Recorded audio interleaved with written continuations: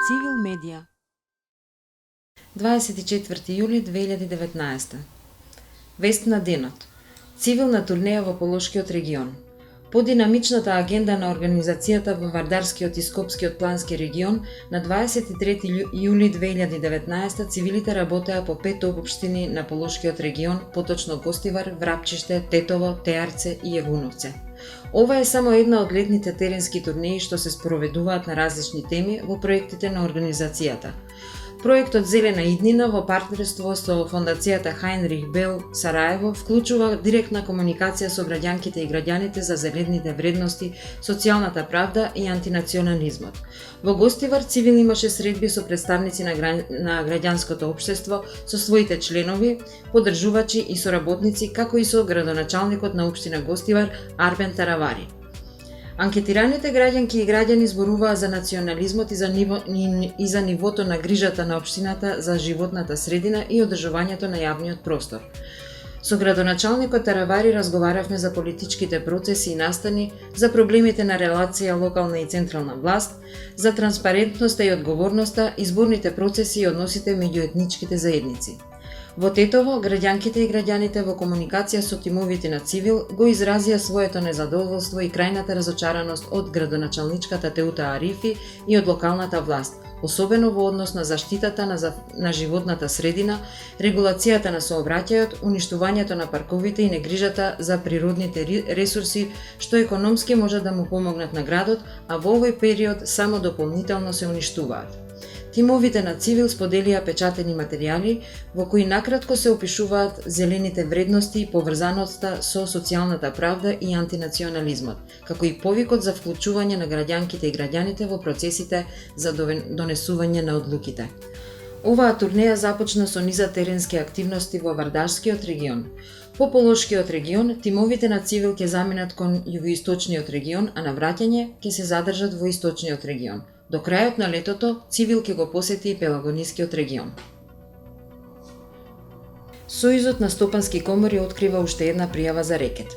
Уште еден бизнисмен, член на Сојузот на стопанските комори на Македонија, пријавил дека бил подложен на рекет, а председателката на ССК Даниела Арсовска бара брза разрешница на состојбата.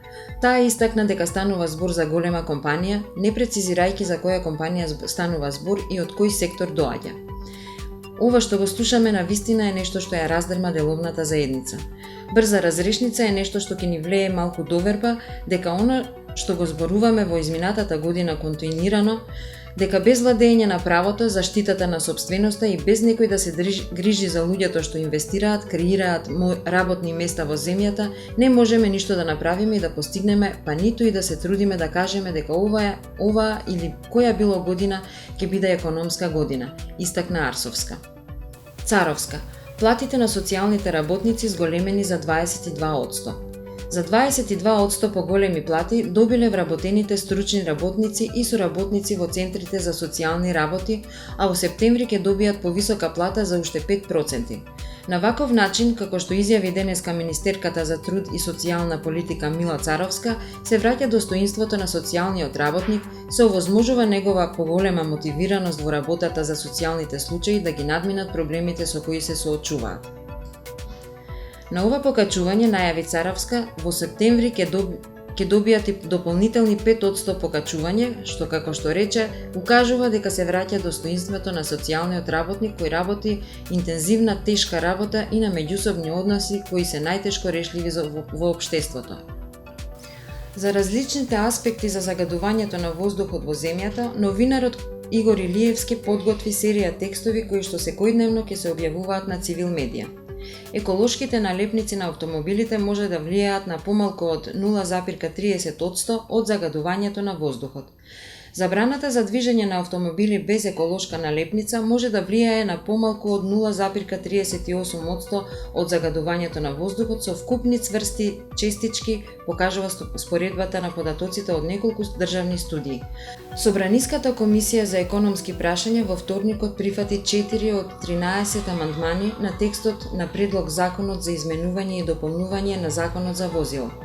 Со нив се отфрли предвидената обврска возилата задолжително да подлежат на еколошка категоризација според степенот на загадување, но се воведува забрана за управување на некатегоризирани возила или возила без зелена налепница, во зони што при зголемено загадување ќе им бидат забранети за движење. Во деновите кога локалните власти ќе прогласат ваква забрана, во тие зони ќе може да се движат само возила со зелена маркичка. Флеш вести. Владата најави борба против лажните вести и ширењето дезинформации. Владата работи на акцијски план за справување со дезинформациите и лажните вести, објави премиерот Зоран Заев. Овој предлог акцијски план ќе биде ставен на разгледување и јавна дебата пред невладините организации и граѓаните. Акцијскиот план содржи безбедности и проактивни мерки. Филипче. Со дисперзираните центри ќе се решат проблемите со лекување на зависниците и давање терапија, нема потреба од страф и паника. Дисперзијата на лекувањето на зависници низ центри во државава ќе го реши проблемот, а соработката со општините, невладините организации и со граѓаните ќе биде да се укаже дека нема потреба од страв и паника, изјави денеска министерот за здравство Венко Филипче, одговарајќи на новинарското прашање за ситуацијата со лекувањето на зависниците и за нивната терапија. Медена земја од 26 јули во кината во Соединетите Американски држави. Документарниот филм Медена земја од 26 јули ќе се прикажува во кината во САД. Застапуван од американската компанија за производство и дистрибуција на филмови Неон, која ги откупи правата за прикажување во Северна Америка, македонскиот победник на Санденс ќе има кинодистрибуција во селектирани киносали, вклучувајќи ги Лајмли Ројал во Лос Анџелес и Quad Cinema во Њу Јорк. Цивил медија.